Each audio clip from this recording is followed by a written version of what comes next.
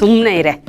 ನೀವೇನು ಚಿಕ್ಕ ವಯಸ್ಸಲ್ಲಿ ತುಂಬ ಪುಣ್ಯಕೋಟಿಗಳ ಥರ ಇರಲಿಲ್ಲ, ಕೋತಿಗಳಾಗಿದ್ರಿ. ಬಾಲ ಒಂದಿರಲಿಲ್ಲ ಅಷ್ಟೆ.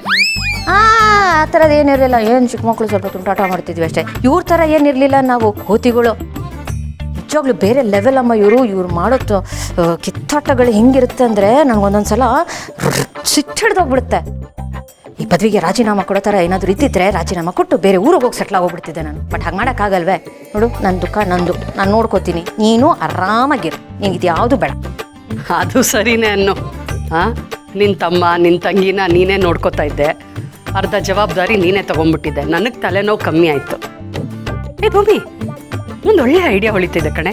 ನೀನೊಂದು ಕೆಲಸ ಮಾಡು, ಇನ್ನೊಂದು ಮಗುಗೆ ಪ್ಲ್ಯಾನ್ ಮಾಡಿಬಿಡು. ಆ ಪಾಪು ಬಂದ ತಕ್ಷಣ ಇವರಿಬ್ರು ಆ ಪಾಪನ ನೋಡ್ಕೊಳ್ಳೋದ್ರಲ್ಲಿ ಬ್ಯುಸಿ ಆಗಿಬಿಡ್ತಾರೆ. ಆಗ ನಿನ್ನ ತಲೆನೋವು ಕಮ್ಮಿ ಆಗುತ್ತೆ. ಏನಂತೀಯ? ಅಮ್ಮ, ಇವ್ರನ್ನೇ ಹ್ಯಾಂಡಲ್ ಮಾಡೋಕ್ಕಾಗ್ತಿಲ್ಲ, ಇದರಲ್ಲಿ ಇನ್ನೊಂದು ಮಾಡ್ಕೋಬೇಕು ಅಂತ. ಏನು ಮಾತಾಡ್ತೀಯ ಅಂತ ನಿನಗೆ ಅರ್ಥ ಆಗ್ತಿದ್ಯಾ? ಇದು ಯಾವ ಸೀಮೆ ಸಲಹೆ ಅಂದರೆ ಒಳ್ಳೆ ಸಲಹೆ ಕಣೆ. ಲೇ, ನಾನು ತಮಾಷೆ ಮಾಡ್ತಿಲ್ಲ ಕಣೆ, ಸೀರಿಯಸ್ ಆಗೇ ಹೇಳ್ತಾ ಇದ್ದೀನಿ. ಒಳ್ಳೆ ಅಡ್ವೈಸು, ಯೋಚನೆ ಮಾಡಿ ನೋಡು. ನಿನ್ನ ಹತ್ರ ಮಾತಾಡೋದೇ ವೇಸ್ಟು. ನೀನು ಫೋನ್ ನೋಡು. ಬಾಯ್ ಬಾಯ್. ಹುಚ್ಚುಡುಗಿ.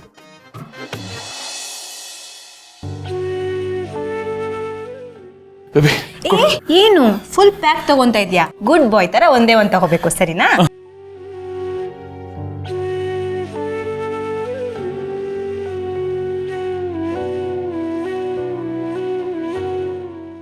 ಮಾವ ಮಾವ, ಇಲ್ಲಿ ನಿಂತ್ಕೊಂಡು ಏನು ಮಾಡ್ತಾ ಇದ್ದೀರಾ? ಮೈ ಹುಷಾರಿಲ್ವಾ? ಯಾಕೋ ಡಲ್ ಆಗಿದ್ದೀರಲ್ಲ? ಪಾರ್ಥ, ಇದು ದೈಹಿಕ ಅನಾರೋಗ್ಯ ಅಲ್ಲ ಕಣೋ, ಮನಸ್ಸಿಗೆ ಸಂಬಂಧಪಟ್ಟಿತ್ತು. ದೇಹದ ಅನಾರೋಗ್ಯಕ್ಕೆ ಲಕ್ಷಾಂತರ ಮೆಡಿಸಿನ್ ಇದೆ, ಆದರೆ ಮನಸ್ಸಿನ ಗಾಯಕ್ಕೆ ಮದ್ದಿಲ್ವಲ್ಲೋ ಮಾವ. ಮದ್ದಿಲ್ಲ ಅಂತ ಯಾರು ಹೇಳಿದ್ದು? ನಮ್ಮ ದೇಹಕ್ಕೆ ಹೇಗೆ ಮದ್ದಿದೆಯೋ ಹಾಗೆ ನಮ್ಮ ಮನಸ್ಸಿಗೂ ಕೂಡ ಮದ್ದಿದೆ. ನಮ್ಮ ಮೈಂಡ್ ಇದೆಯಲ್ಲ, ಅದು ಒಂಥರ ದೇಹ ಇದ್ದ ಹಾಗೆ.